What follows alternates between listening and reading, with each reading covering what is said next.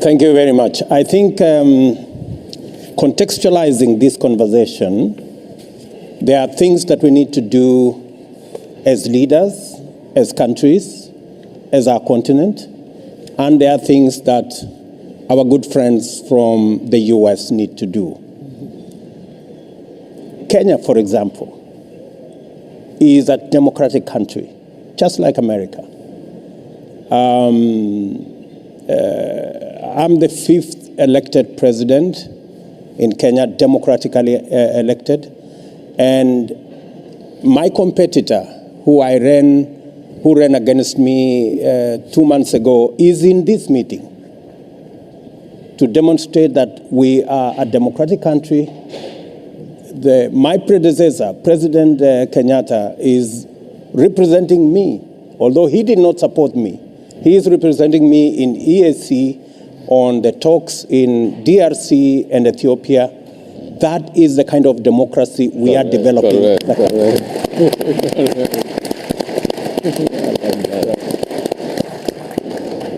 Just to mention, and our politics is competitive. In America, you have a majority of 1 in Senate.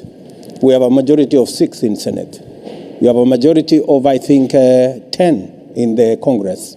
We have a majority of 15 in our parliament. So we are competitive, democratic, built institutions that can withstand any challenge, number one. Number two, we run an open financial and commercial economy that respects business and investment.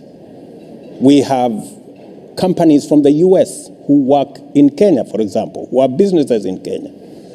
You can ask Google, you can ask Visa, you can Coca-Cola, UBA. GE, UBA. They will all bear testimony that we have a financial system that is working, that is open, and that respects investment. And number three, we run a competitive business environment because our laws, our institutions, our courts ensures that they protect the interest of everybody. And check, for example, Brooklyn's institution has rated Kenya the best in financial inclusion, number one. Number one in protecting minority investors. Right. Number two, as the best possible innovation hub south of the Sahara, again by Global Innovation Index. Number four, we are rated by WIPO that we are the 4th station for foreign direct investment. So we have built institutions that ensure that the private sector can invest safely in our continent. We are spreading that. We are making sure that that is not just in Kenya.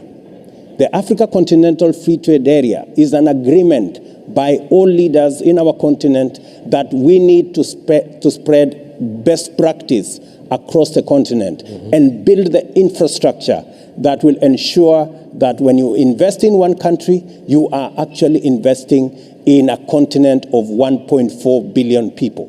That is the opportunity Africa presents. What the US need to do, and I'm happy I'm speaking to policymakers and business people from this great continent, is to see the opportunity.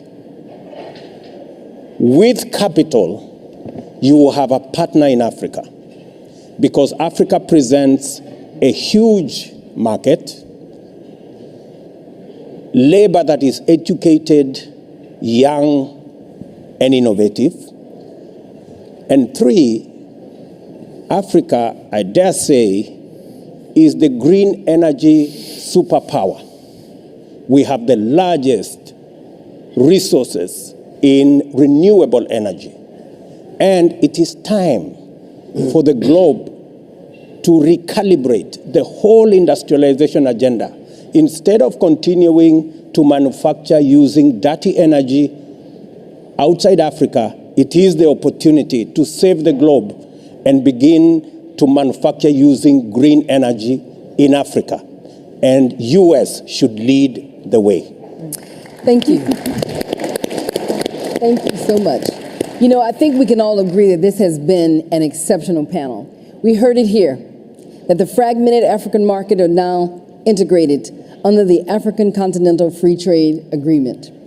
And the U.S. government fully supports the AFCFTA, and we are convinced that it can unlock the billions of dollars of trade with and investments from U.S. companies. You know, partnerships and collaborations embraced by the Biden-Harris administration, we firmly believe will mobilize capital, which Africa deeply needs. So let's give our panel a great round of applause, because it has been my honor to moderate this panel. And thank you very much.